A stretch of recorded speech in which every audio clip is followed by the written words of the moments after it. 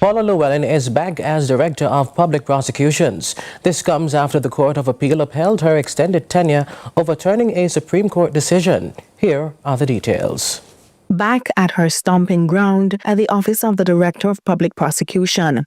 This after the Court of Appeal ruled that the Director of Public Prosecutions, Paula Llewellyn, should be reinstated to the office she held since 2008. The matter was first brought to the courts by the PNP, who challenged the second extension given to Llewellyn by the government to stay in the role of DPP past the retirement age of 60. The PNP challenged the extension granted by the government to give Llewellyn an extra term to serve as the country's top prosecutor.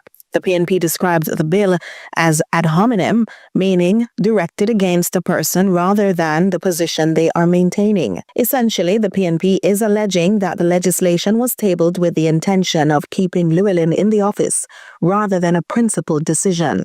In September 2020, Llewellyn had reached the age of 60, which is the year of retirement for the DPP set out in the Jamaican Constitution. Llewellyn requested an extension of her tenure of 5 years, and the Prime Minister supported that extension, while the opposition led by Dr. Peter Phillips at the time hesitated to give support to the extension. The government pushed on, and Llewellyn was granted a 3-year extension at the end of the extended tenure. Llewellyn requested a second extension, which was beyond the 1 extension allowed by the Constitution.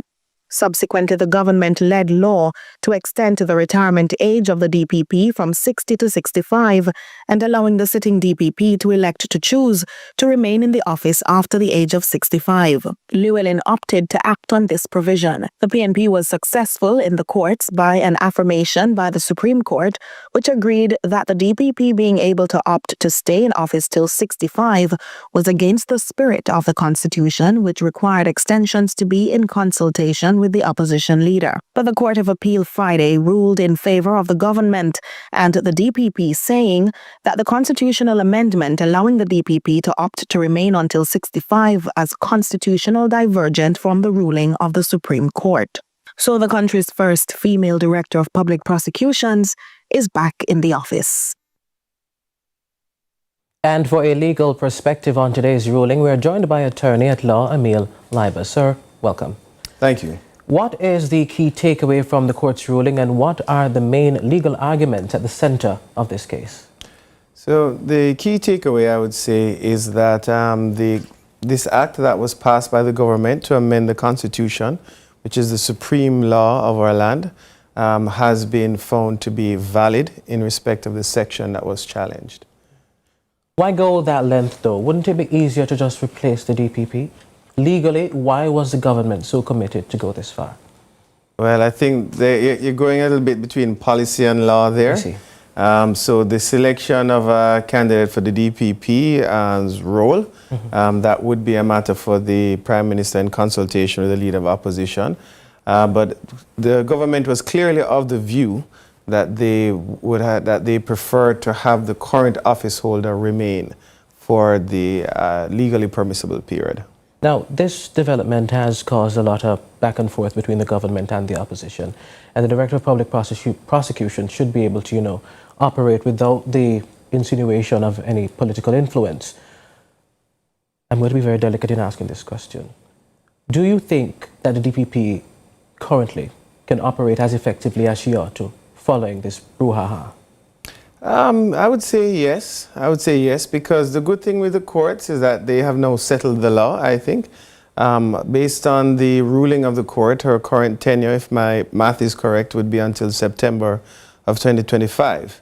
And so it really is less than a year that she would remain as the substantive office holder, although it should be noted that the legislation that was passed allows for extensions up to the age of 70. I see. But as it stands now, I would say that the Madam DPP should be able to perform her duties accordingly. Is this the final ruling, or does the opposition have the option to pursue other recourse?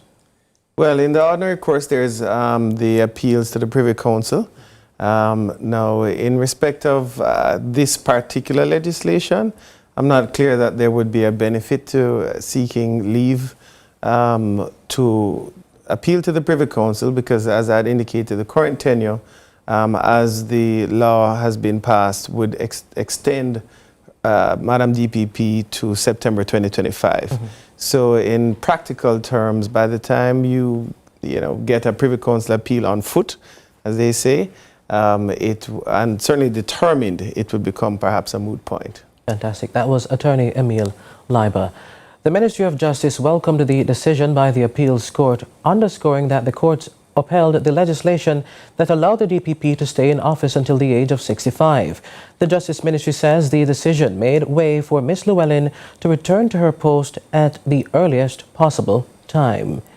Meanwhile, the People's National Party has reiterated its concerns about the process of appointing the DPP. In a statement today, the PNP said while it respects the court's decision, it maintains that the government abused its powers by passing constitutional legislation to extend the DPP's tenure without first consulting the opposition. The party criticized the lack of proper review and the timing during an ongoing constitutional reform.